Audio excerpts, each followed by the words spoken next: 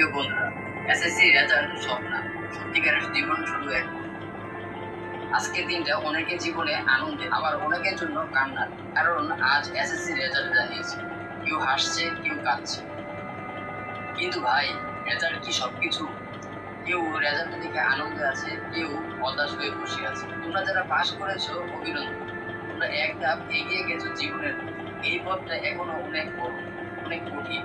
SSC বিশ্ববিদ্যালয়ে চাকরির career এক লড়াইগুলো এখন সামনে। তাই এখন থেকে স্বপ্ন করো, নিজেকে তৈরি করো। কারণ এসএসসি পাস মানে লক্ষ্যে পৌঁছানো না, এটা লক্ষ্যের পথে প্রথম ধাপ মাত্র। তারা এসএসসি পেরিয়ে থেমে থাকেনি, যারা ফেল করেছে তাদের জন্য সাহস যোগাবে। তোমার রেজাল্টে খারাপ হয়েছে, হয়তো ফেল করেছো, এখন তোমার মনে হচ্ছে জীবন শেষ। না ভাই, একদমই না। আমি তোমাকে কিছু উদাহরণ দিই। জ্যাকমা, Alibaba.com, এটা তো তুমি নাম শুনেছো তাই না? কিংবা বিশ্ববিদ্যালয়ে ভর্তি হতে গিয়ে ফেল করেছে, চাকরি পাননি, কিন্তু আজ তিনি বিলিয়নিয়ার। গত মশাঙ্ক করে স্কুলে ভালো ছিলেন না, কিন্তু তিনি ভারতের সবচেয়ে বড় সঙ্গীত শিল্পী হয়েছেন।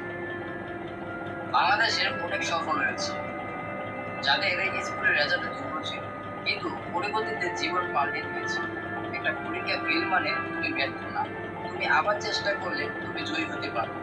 সাহস রাখো, পরিবারকে সময় দাও, বন্ধুদের সাথে কথা বলো এবং নিজের ভুলগুলো ঠিক করে আবার শুরু করো। রেজাল্ট জীবনের কতটুকু গুরুত্বপূর্ণ, এসএসসি রেজাল্ট অনেকটা প্রথম লেভেলের।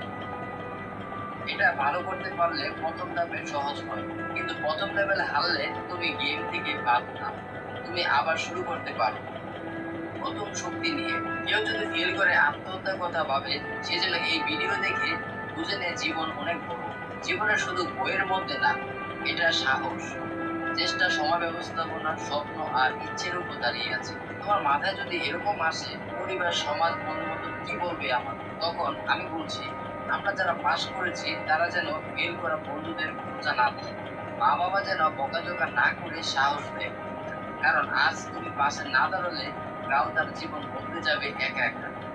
একজন ফেল করা ছাত্র একা বসে আছে, পাশে এসে বন্ধু হাত ধরে বলছে, চল আবার শুরু। কেউ বলছে, তুই ফেল করলি, তাই কি তোর স্বপ্ন ফেলে দিবি?